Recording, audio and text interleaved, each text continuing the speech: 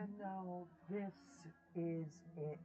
The knockout punch to LeBum James' career.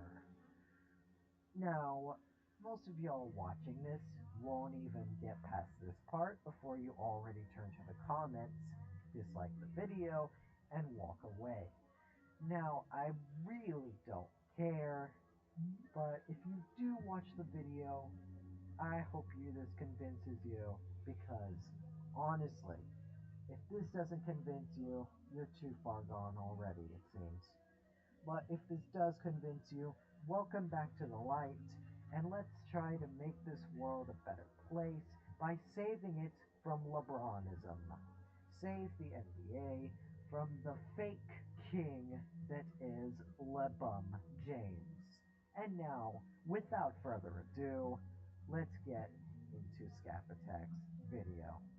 There is a vast landscape of all-time great players throughout the history of professional basketball, with varying degrees of cases to their own individual claim on the mantle of greatest player of all time. And for 20 years and counting, LeBron James has been trying to tell us all about why he thinks he is the GOAT. Tattooing Chosen One on his back as a teenager, bandying about the nickname of King, and just outright telling us he's the GOAT in recent years. That one right there made me the greatest player of all time.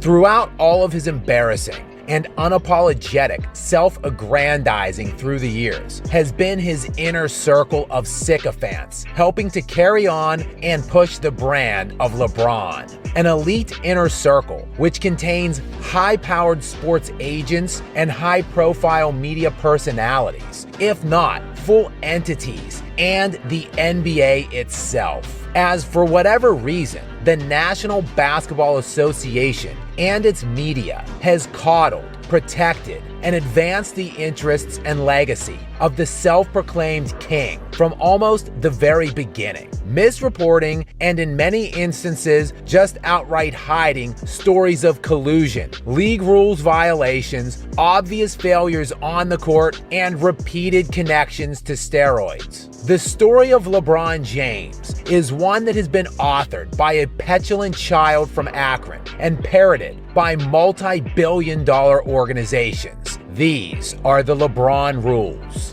And from an early age and stage of LeBron's career, we have seen this manufactured narrative surrounding him. The Chosen One. After all, it isn't just the tattoo he has inked on his back. It was the headline of the Sports Illustrated article about LeBron James, which was published in 2002, when LeBron was still just a junior in high school. And that article and headline actually preceded LeBron getting the famous tattoo, and it served as the impetus for it. The article came at a time when Michael Jordan was in his final act with the Wizards, and the NBA was desperately searching for a new cash cow. And the NBA sports media was ready to play their part in the promotion and legacy creation of LeBron in his first season when he hit the NBA, and they gave him Rookie of the Year that season, despite it being fairly obvious that Carmelo Anthony deserved the award. With Melo averaging more points and rebounds per game while outshooting LeBron from every level of the field and taking the Nuggets to the playoffs in the more difficult Western Conference. As Denver won 8 more games that season, which was an improvement from the year before of 26 games versus the Cavaliers, who experienced just an 18-game improvement from the year prior. The media then decided to hand LeBron back-to-back league MVPs in just his aged 24 and 25 NBA seasons, despite Kobe Bryant having the 1 seed both seasons in the drastically more difficult Western Conference while winning back-to-back NBA championships, as LeBron choked and fizzled out in each of those 2 playoff seasons. The pro-LeBron media was so desperately pushing the LeBron vs. Kobe pipe dream finals matchup both seasons LeBron flamed out with the embarrassing Kobe and LeBron puppet Nike campaign. and major outlets were silent in the wake of allegations that James quit on the Cavaliers in the 2009-2010 playoffs amid stunning accusations that LeBron's own teammate Delonte West was sleeping with LeBron's mother. They then also largely remained hush-hush on any criticism for LeBron about colluding behind his existing franchise's back to erect a super team in Miami with his bestie Dwayne Wade.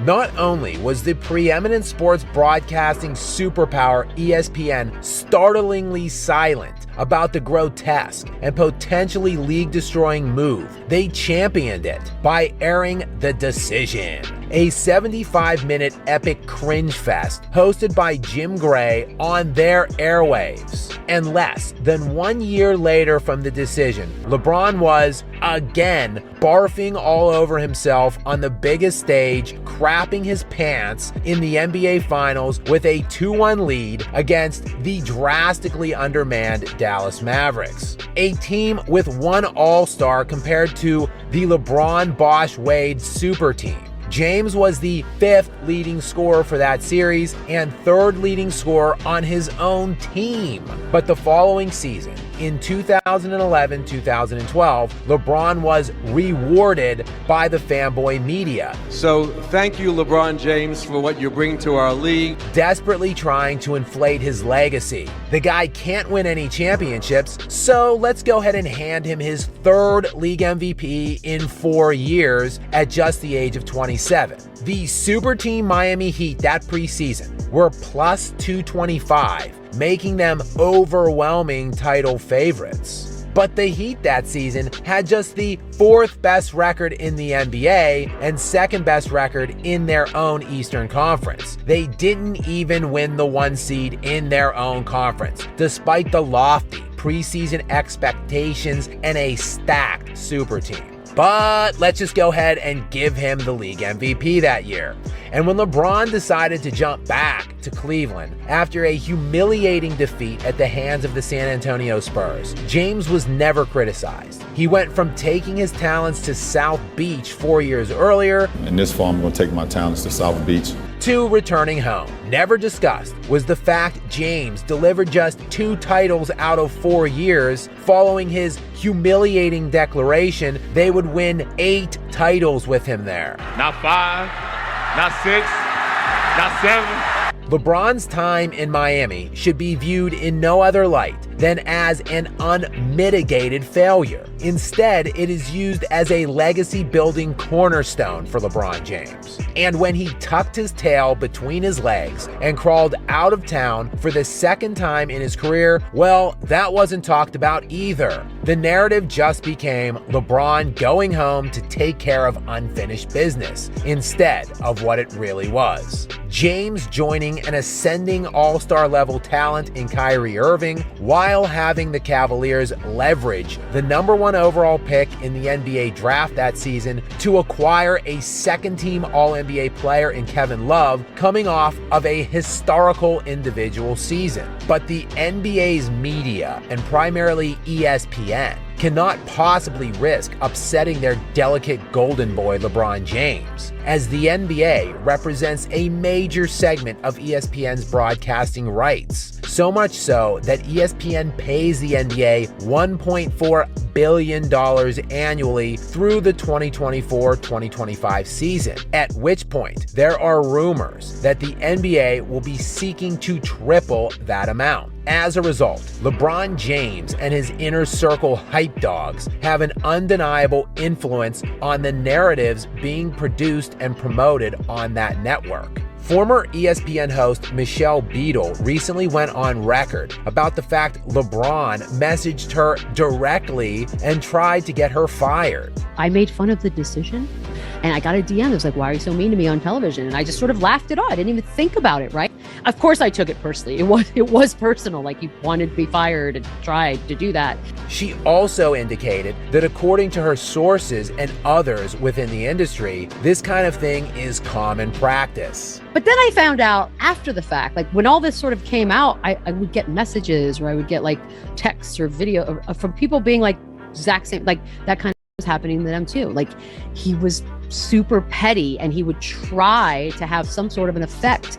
Yeah, Michelle Beadle is no longer employed by ESPN. Who is employed by ESPN, though, is the foremost LeBron hype man himself, Brian Windhorst, who coincidentally graduated from St. Vincent St. Mary's, which is the same high school as LeBron James himself. And he coincidentally started covering LeBron during his playing career in high school for the Akron Beacon Journal and later the Cleveland Plains Dealer. When LeBron took his talents to South Beach, Windy took his talents to ESPN, moving on to the Miami beat at just the age of 32. Since then, Windhorst has moved markets at every stop of LeBron's career, while rising through the ranks at ESPN, becoming one of their preeminent basketball analysts and touting LeBron James one puff piece after the next on both ESPN's airwaves and print platforms. In my mind, LeBron's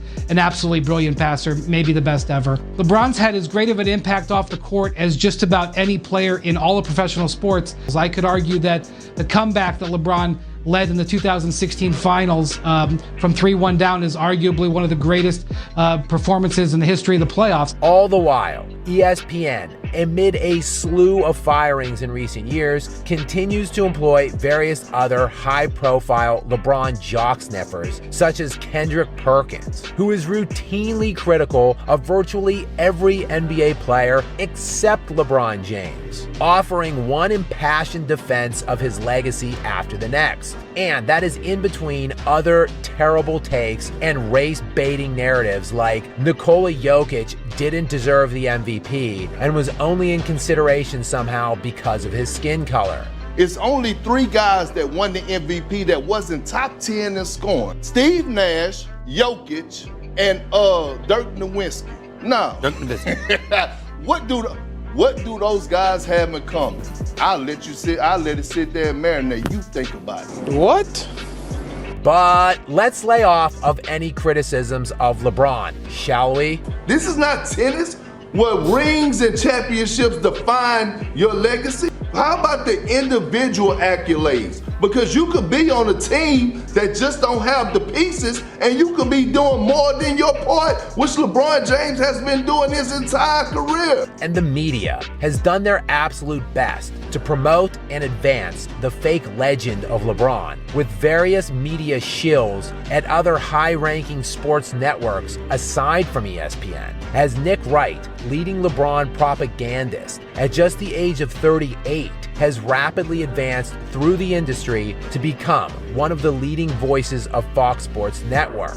LeBron's been the best player ever since about midway point of Game 6 of last year's finals, and all he's done since then is continue that. While preeminent jock rider Colin Cowherd just traded in his ESPN credentials for a move to Fox Sports. But when you put the magnifying glass on LeBron, he just does a lot more at a much higher level than Michael Jordan. As the media continues to push the agenda of LeBron's GOAT status, they also continue to hide or outright ignore damaging stories about LeBron, such as his continued hypocrisy regarding the China situation. Namely that James has painted himself as some kind of modern-day social justice warrior while simultaneously going out of his way to hypocritically defend China, such as when Daryl Morey spoke out against human rights violations there, standing with protests in Hong Kong. LeBron, though, had China's back, criticizing Morey and protecting his own interests, which primarily involved his own pocketbook.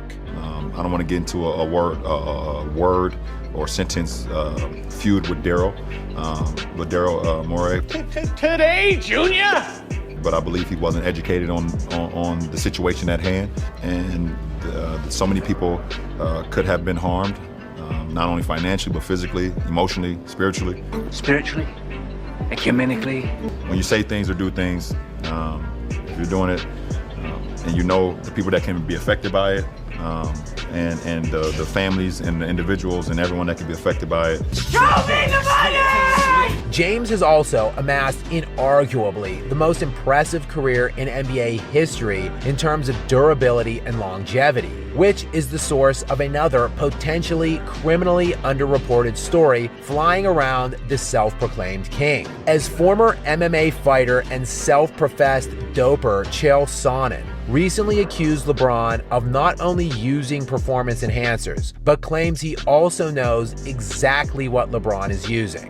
If the world understood what LeBron did, we have the same drug guy, if you will. I know exactly what he's doing. EPO matters. It's the reason LeBron takes it. It's the king of performance enhancers. EPOs are natural occurring hormones that stimulate the bone marrow to create more red blood cells and thus substantially increase endurance levels. And for purposes of this conversation, HGH, or human growth hormone, boosts muscle and bone growth to promote recovery. And HGH is, if someone were using, hypothetically of course, the hardest PED to test for. This is because HGH remains in the system a maximum of 2 days. But is LeBron actually using? It would be extremely irresponsible to take walking mouthpiece Chael Sonnen's word for it. And while there has been nothing definitively proven throughout his career, there is plenty of smoke surrounding the longevity king. And in terms of eye test alone, LeBron's body has undeniably gone through some alarming physical transformations throughout the course of his 20-year career, while his durability has remained at unprecedented levels. And his 4-year stint in Miami coincided with substantial gains in muscularity. James, of course, played in Miami from the years of 2010 to 2014. And it was coincidentally in 2013 in Miami where the biogenesis scandal erupted, linking several Major League Baseball players to PEDs, including Alex Rodriguez, Ryan Braun, and Nelson Cruz, among many others. The mastermind of the alleged health clinic was Anthony Bosch. And in recently unredacted federal documents, LeBron James's longtime friend and business manager, Ernest Mims, as well as his former trainer, David Alexander, who also served as LeBron's wife's personal trainer, were both specifically named as clients of Biogenesis. I'm certain this is all just one big coincidence. But when he went back to Cleveland for the 2014-2015 season at the age of 30, LeBron seemed to be declining in both athleticism and stamina. Thus, on December 30th, 2014, LeBron decided to take a bizarre 2-week leave of absence from the Cavaliers to return to Miami for some R&R. The Cavs at the time were only 18-13 and in 5th place in the Eastern Conference. And in the final 8 games before his leave of absence, LeBron averaged just 24.4 points per game, 4.8 rebounds, and 7.8 assists on 48% shooting from the field. When he returned from the 2-week hiatus, his explosion and athleticism had mysteriously returned to form from years prior. And in the 8 games following his return, he averaged 30.5 points per game, 6.5 rebounds, 6.5 assists on 51% shooting. LeBron's return to form would coincide with the Cavaliers making a jump from the 5 seed to the 2 seed over the remainder of that season. Nothing to see here, just more coincidences. But in late February of this most recent 2023 NBA season, LeBron crumpled to the ground while a hot mic picked up an undeniable statement by the king that he felt a pop. Following a diagnosis by the team and the admission from LeBron himself, he tore a ligament in his foot. I tore a tendon in my foot.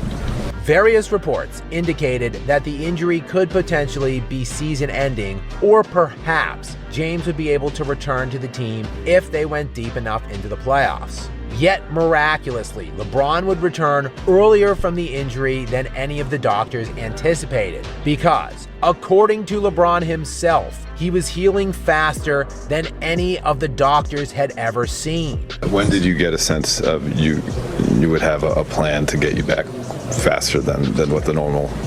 When the doctors told me I was healing faster than anybody I've seen before with the injury. Unprecedented healing never before seen by any doctors for an athlete with unusually high usage and wear and tear in his 20th season at the age of 38. Just so many coincidences. Totally feasible though. Nothing to see here. And likely nothing the NBA doesn't already know is happening. So thank you, LeBron James, for what you bring to our league. As neuroscientist Andrew Huberman, who is an associate professor of neurology at Stanford University School of Medicine, recently was a guest on the Joe Rogan podcast when he went on record with reports from an active NBA player. I know someone who's a professional basketball player, and I asked him about steroids, and he said, well, if you get injured, you can take up to 200 mgs a week, which is considered a TRT dose, is allowed according to this player. But that's actually a pretty big dose. Could the smug interviews with LeBron bragging about his unprecedented healing at the age of 38 be because, in fact, he knows his level of importance to the NBA is too high for them to risk outing him? Well, it wouldn't be the first time the NBA has gone above and beyond to protect the legacy of their king cash cow. As one of the worst kept secrets in the entire sport is his obvious connections with Clutch Sports Group,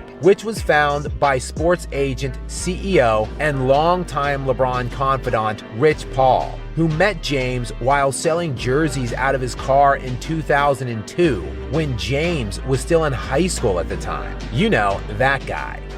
That one right there made you the greatest player of all time. Yeah, he founded Clutch Sports Group in 2012 with LeBron James his primary client. Today, Clutch has emerged as a powerhouse agency, managing over $1 billion worth of annual contracts with 30 NBA clients, which is more than all but one other sports agency in the world. While the NBA has officially investigated LeBron's connections with the agency, they have found no wrongdoing and that he doesn't officially hold any stake with the company. Yet Charles Barkley recently went on record and indicated that everyone knows how it is with Clutch and their bullying tactics, while an unnamed rival agent recently alleged that it is a well-known fact in NBA circles that LeBron does all of the recruiting for Clutch. And one of those recruits, Anthony Davis, of course, who signed with Clutch in September of 2018.